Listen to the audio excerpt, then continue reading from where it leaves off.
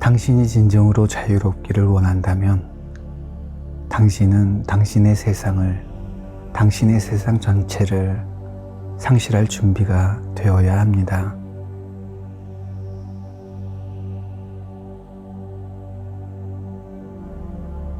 세상을 바라보는 당신의 입장과 견해가 옳다고 증명하려고 애쓴다면 자유롭기는 글러먹었다고 보아야 합니다. 일찌감치 짐 싸들고 집으로 돌아가는 것이 현명한 짓일 것입니다. 임지선사는 붓다조차 버리라고 말했습니다. 당신의 모든 견해와 세계관, 심지어는 영적인 세계관마저도 다 버려야 한다고 강조했습니다. 그래야만 자기가 갖고 있는 견해와 입장을 세상에 덧입히지 않을 수 있습니다. 그래서 길에서 붓다를 만나거든 붓다를 죽여라 라고 말한 것입니다. 진리라는 것이 어떠해야 한다는 이미지를 갖고 있다면 당신은 그것을 즉각 죽이는 것이 낫습니다.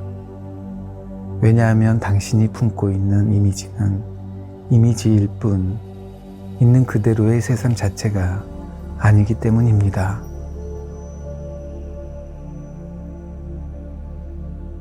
생각과 이미지로 덧입히는 일을 중단할 때 그것은 꿈에서 깨어나는 상태와 매우 흡사합니다. 그것이 꿈이라는 것을 깨닫는 유일한 길은 잠에서 깨어나는 것 뿐입니다.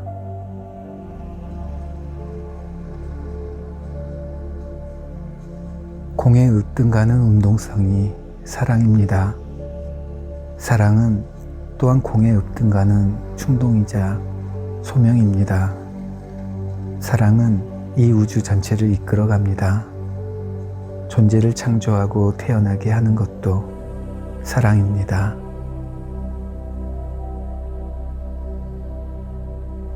사랑은 우주의 어머니와도 같습니다.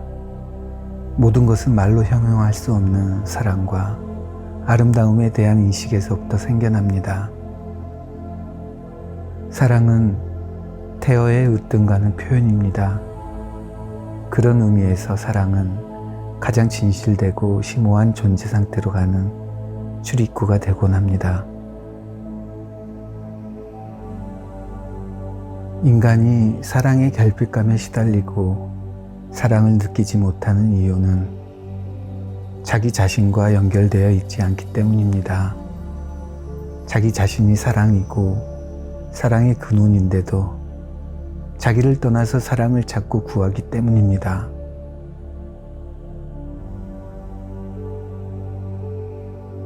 깨달음이 깊어지면 너의 전 존재가 춤을 추리라. 누구나 공을 체험할 수 있지만 체험의 질은 현격하게 다를 수 있습니다. 아무런 힘이 없는 무기공, 차디찬 공, 껍데기뿐인 공에 빠질 염려가 있습니다. 진정한 공은 텅 빈 충만이고 이를 경험하게 되면 당신의 존재가 춤을 춥니다. 실제로 몸이 춤을 추기도 합니다. 만물이 생생하게 다시 살아납니다. 당신은 춤을 춥니다. 당신이 춤을 추는 것은 공이 춤을 추는 것입니다. 그때 우리는 그러한 사랑 안에 그러한 기쁨의 춤 속으로 깊이 깊이 들어갑니다. 그러면서도 더할 나위 없이 고요히 가라앉아 있습니다. 그 무엇도 주장하지 않는 우주 자체가 되어 고요히 가라앉아 있습니다. 거기에는 사랑이 있고 점점 깊어져 가는 침묵이 있습니다.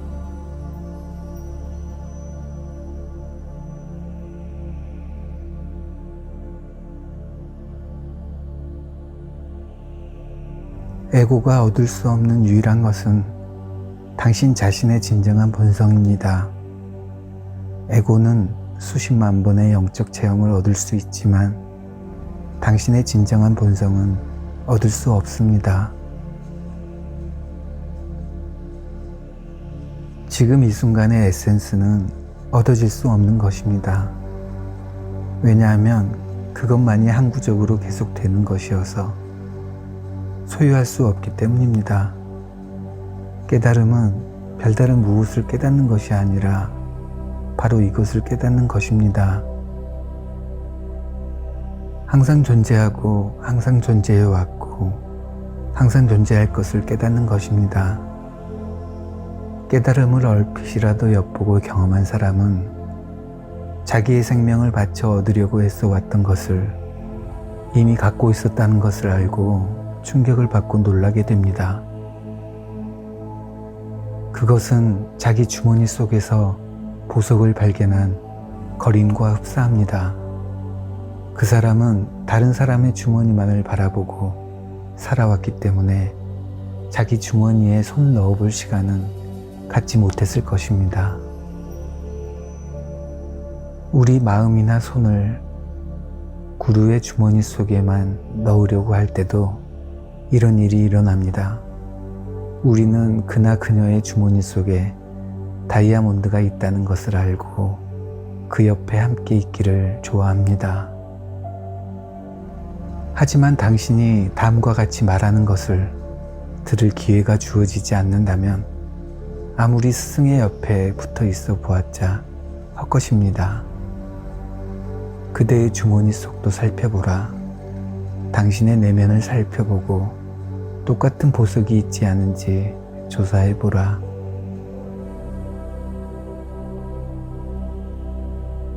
그러자면 준비가 되어야 합니다. 다른 사람의 주머니에 손을 집어넣는 게임일랑 그만 마쳐야 할 준비가 되어야 합니다.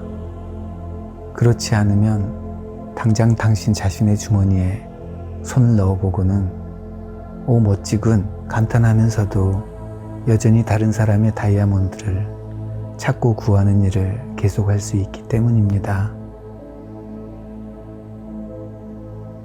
나는 자신의 본성을 깨달았으면서도 여전히 다른 사람 주머니를 눈여겨 탐하면서 그 게임을 중단할 준비를 갖추지 못한 많은 이들을 보았습니다. 너무나 익숙해진 그 게임을 이제 그만 멈추어야 합니다.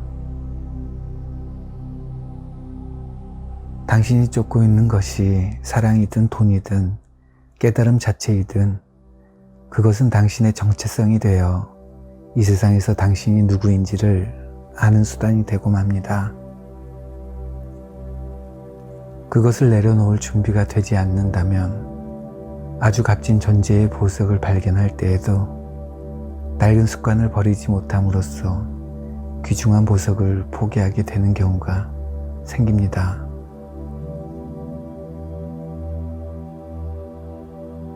오늘날 우리 사회에서는 성스러운 존재로 이제 막 태어난 사람도 별다른 적응 기간 없이 알람 시계 소리에 잠이 깨어 새벽같이 일터로 가야 하는 경우가 적지 않습니다. 이래서는 방향 감각을 잃기 십상입니다. 하지만 사정이 그와 같습니다. 그러니 있는 그대로 내려놓으려는 의지를 갖는 것이 중요합니다. 깨달음이란 감추어질 수 있는 성질의 것이 아니기 때문입니다. 이러한 깨달음이 시공간의 세상 속에서 가능하는 데에는 자연적인 성숙 과정이 있습니다. 우리의 존재를 깨닫고 실현하는 것을 경험하고 또 점점 더 깊이 있게 체험한다는 것은 대단한 파워를 가집니다. 아기가 어린이로, 어린이가 젊은이로, 젊은이가 어른으로 성숙되어 가듯이 깨달은 사람들도 그렇게 자신의 빛을 세상에 드러내게 되리라는 것을 믿고 나아가야 합니다.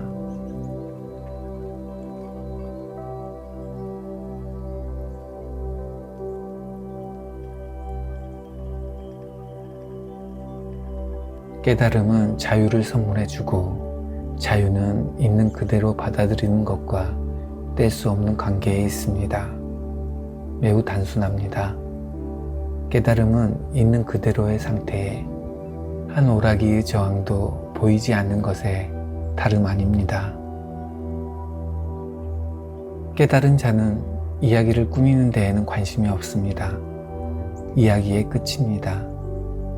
있는 그대로의 상태에 전혀 아무것도 저항하지 않는 것보다 더한 자유가 있을 수 있을까요? 하지만 있는 그대로의 상태에 더 이상 투쟁하지 않으려면 자기 이미지, 자기 견해, 자기 생각, 자기 정체성에 집착하지 않아야 합니다. 영적인 구도자들은 자기 정체성을 포기하고 싶어 하면서도 자신들의 견해에, 자신들의 세계관에 집착하는 경향이 있기 때문에 이것을 이해하는 것이 매우 중요합니다. 하지만 그런 것들을 그대로 안고 살면서 깨달을 수는 없는 일입니다. 깨달음이란 자기 견해가 없는 상태이기 때문입니다. 깨달은 사람에게는 일정표가 없습니다. 깨달은 사람은 중심이 없는 것처럼 보입니다. 깨달은 사람은 그저 사랑할 뿐입니다. 나라는 상이 있으면 중심이 있게 됩니다. 그리하여 일어나는 모든 일들이 나에게 일어난다고 생각하게 됩니다. 그리고 나는 온 우주의 드라마 속에 자리한 중심적인 플롯입니다. 나라는 상을 갖고 사는 사람은 존재의 매 순간, 심지어 꿈을 꿀 때조차도 스타로서 역할극을 펼칩니다. 그래서 자기가 세상의 중심인 것처럼 살아갑니다. 모든 것이 그 중심과 연결되고, 그래서 일어나는 모든 일들을 자기 개인과 관련시켜서 생각합니다. 하지만 진실은 그렇지 않습니다. 어디에도 중심은 없습니다. 일어나는 모든 일은 그저 일어나는 것일 뿐입니다. 각자의 개인적인 몸 안에 초점이 존재할 수 있지만 그 초점을 만물의 중심이라고 생각하는 것은 망상일 수밖에 없습니다. 지구가 우주의 중심이며 다른 천체가 지구를 돌고 있다고 생각하던 시절이 있었습니다. 그와 마찬가지로 우리는 다른 모든 생명체들이 우리를 중심으로 돌고 있다고 생각하기 일쑤입니다. 이것은 정신 나간 짓입니다. 그런데도 사람들은 자신들의 이야기에 사로잡혀 사는 것을 정상이라고 생각합니다. 그것이 정상이라는 집단적인 동의가 있기 때문입니다. 에고에 미쳐서 사는 것이 정상으로 여겨지는 것입니다. 머리와 마음은 실제적인 일들이 행해지는 데에 큰 역할을 하는 도구 상자를 제공합니다. 하지만 도구 상자에서 나온 어떤 생각이든 하나의 이야기일 뿐이며 거기에는 진실이 없습니다. 거기에는 객관적으로 실제하는 것이 없습니다. 두 귀 사이에서 일어나는 모든 것은 진실이 아닙니다. 단지 이야기일 뿐입니다. 당신의 이야기가 없다면 당신은 누구입니까? 분리의 영역에서는 항상 알아야 할 무엇이 존재합니다. 하지만 깨달음의 세계에서는 알아야 할 것이 아무것도 없습니다. 깨달음은 사실 알지 못함에 이르는 과정입니다. 마음속에 있는 모든 것을 알지 못할 때 진실 외에는 남아있는 것이 아무것도 없게 됩니다. 하늘은 본래 어떤 것에도 영향을 받지 않습니다. 폭풍이 치고 번개가 번쩍거려도 꿈쩍도 하지 않습니다. 자신이 하늘임을 기억하는 한 하늘에게는 문제될 것이 없습니다.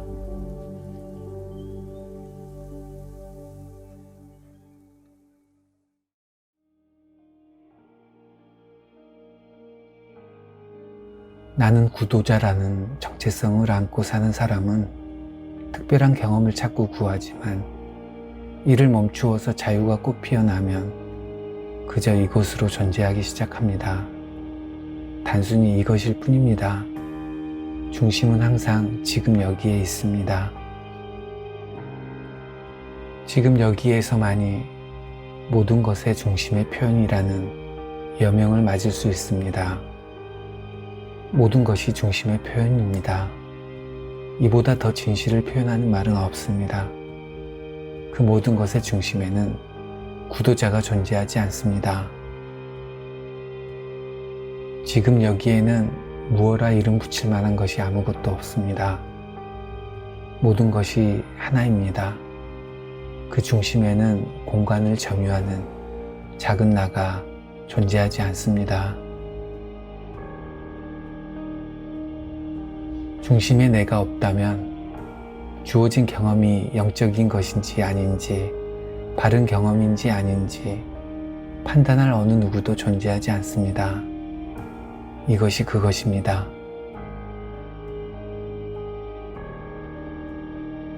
나의 스승님이 지팡이로 바닥을 탕탕 내리치셨을 때 스승님은 모든 것이 중심에서 일어난다는 것을 보여주신 것입니다.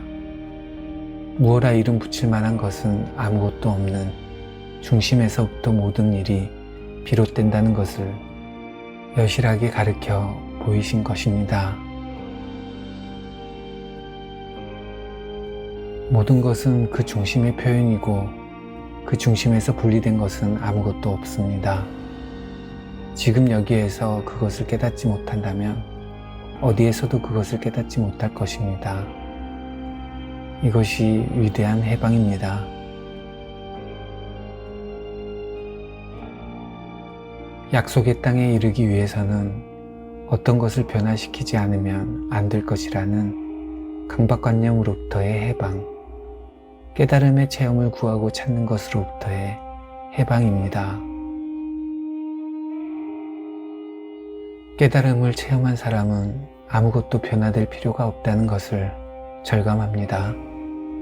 깨달음 자체는 경험이 아님을 당신 또한 지금 여기에서 알아차릴 수 있습니다. 깨달음은 영적 고양 상태가 아닙니다. 모든 경험은 경험이 아닌 경험을 초월한 것의 표현에 지나지 않습니다. 모든 것이 그것입니다.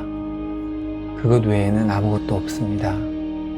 그것 외에는 어떠한 것도 존재한 적이 없습니다. 만물은 하나라는 것이 뜻하는 바가 바로 이것입니다. 모든 성자들이 시대를 막론하고 이곳이 약속의 땅이라고 말했던 이유가 바로 여기에 있습니다. 이 하나됨이 신입니다. 이것이 하나입니다. 이것이 그것입니다.